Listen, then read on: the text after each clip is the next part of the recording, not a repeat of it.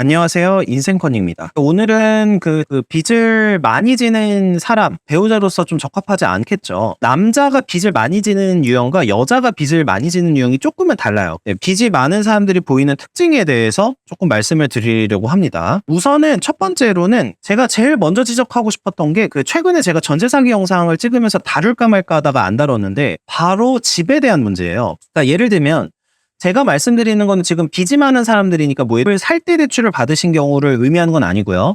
자산과 상관없이 그냥 대출을 받아서 계속해서 빚이 쌓여있는 케이스를 지금 말씀드리는 건데, 자, 우선은 빚이라는 것 자체가 내가 버는 돈보다 많이 쓰는 거잖아요. 그러면은 이걸 해결할 수 있는 방법은 논리적으로 두 가지죠. 돈을 더 많이 벌거나 쓰는 돈을 줄이거나인데, 일단은 제가 쓰는 돈을 줄이는 관점에서 말씀을 드리는 거예요. 이거는 누구라도 할 수 있으니까. 근데 제가 제일 많이 느끼는 게 뭐냐면 월세나 전세 집을 사는데 그게 좀 과도하다고 생각하는 경우가 좀 많아요. 그러니까 예를 들면 월급은 200만 원인데 막 월세 70이나 80, 그게 좀 많이 내면은 100만 원, 뭐 이런 식으로까지 만약에 내게 되면은 실제적으로 돈을 모을 수가 없겠죠. 왜냐하면 기본적으로 나가는 주거비, 여기다 관리비까지 하면은 그냥 돈이 바로 깨져버리기 때문에 오늘 당연히 모을 수가 없고 당연히 마이너스가 날 확률이 계속해서 높아지는 거죠.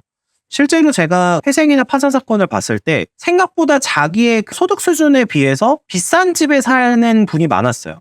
그리고 주로 신축이나 깔끔한 집을 선호하는 케이스. 예를 들면 오피스텔이 최근에 전세 사기에 대해서 주요 대상이 되고 있잖아요. 왜 그런 거냐면 신축 오피스텔에 사람들이 들어가고 싶고 깔끔한 집에서 살고 싶다는 그 욕망 때문에 그래요. 근데 그거에 따라서 예를 들면 전세 대출을 받거나 월세를 지불을 하고 있는데 자신의 소득 수준에 비해서 훨씬 더 과도한 월세를 사는 경우가 많다는 거죠. 그리고 회사와 가까운 경우인데 사실 회사와 가까운 경우도 비싼 집에 사는 것보다는 훨씬 더 좀 허름하지만 좀 저렴한 빌라에 살 수도 있는 그런 선택들이 있거든요. 근데 자기가 버는 돈보다는 훨씬 더 많이 쓰면서 빚이 계속 쌓여가는 그런 케이스를 사실 제가 사건이나 여러 가지 상황을 통해 접하고 있습니다.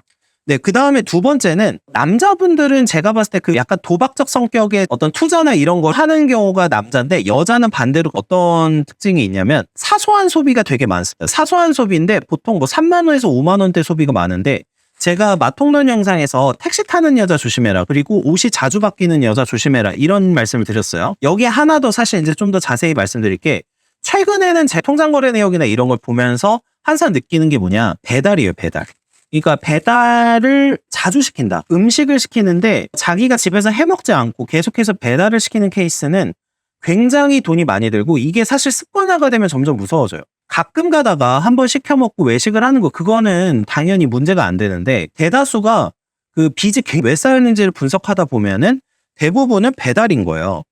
배달을 계속 밥을 먹어야 되는 거고 메뉴를 여러 가지를 시켜서 뭐 배달을 시킨다거나 매일 저녁을 배달시킨다거나 이렇게 하면 돈을 사실 아무리 많이 벌어도 돈이 쌓이지도 않고 당연히 빚이 쌓이게 돼 있어요. 배달이 편하잖아요. 밥을 해먹는 노력보다는 이제 배달이 편하니까 한두 번 시켜 먹게 되고 이게 두세 번이 되고 그런 식으로 해서 돈을 많이 나가는 경우가 많고 심지어는 제가 많이 경험하는 게 추심을 당하는 상황에서도 3만 원, 5만 원 이렇게 막 표현상으로 소확행 식으로 얘기를 하면서 배달시켜 먹는 경우도 생각보다 많습니다. 네, 그 다음에 특징이 뭐냐면 제일 많이 보이는 게 직장을 오래 못 다닌다는 거예요. 직장을 오래 못 다니는 거는 한 직장에서 오래 일해야 뭐 경력도 쌓이고 월급이 올라갈 가능성이 있어요. 근데 일자리를 계속해서 바꾸니까 소득이 늘어날 가능성이 없는 거예요. 물론 이런 분들 중에 예를 들어서 부업을 뛰거나 뭐 이렇게 하면은 좀 더 다른 어떤 삶의 가능성이 있지만 대다수가 이렇게 하고서 이제 집에서 쉬는 거죠. 소비는 계속해서 있는데 소득이 늘어날 희망이 없으니까 이게 조금만 까딱 잘못하면 계속해서 빚이 생깁니다.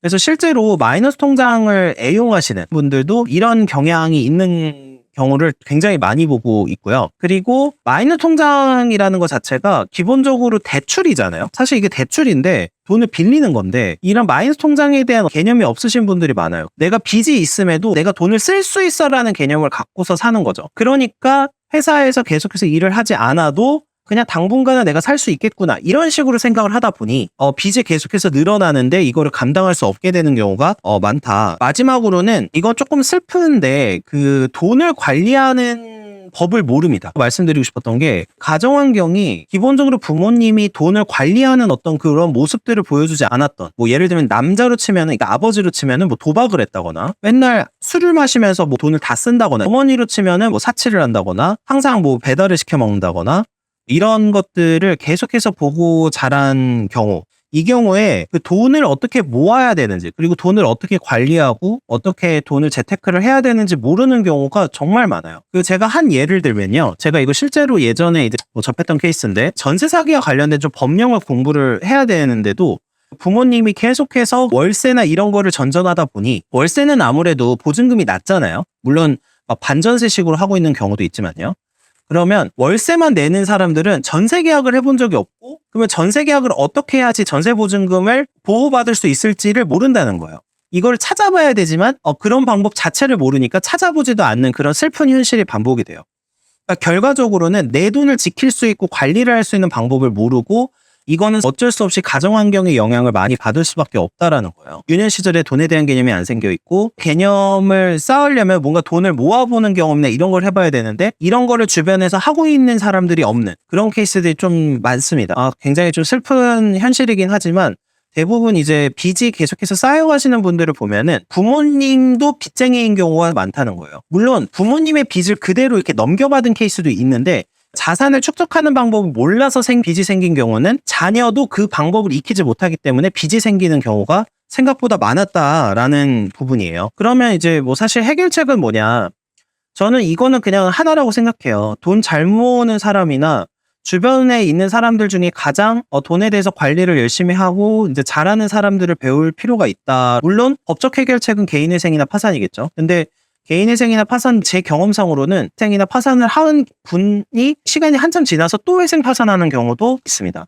이제 자기의 습관이나 생각 구조, 그러니까 관리하는 개념 자체가 생기지 않으면 빚이 쌓여가는 선택이나 지금 제가 말씀드린 그런 행동들을 반복하게 된다는 뜻이에요. 그래서 영상을 찍어보게 되었습니다. 네, 시청해주셔서 감사합니다.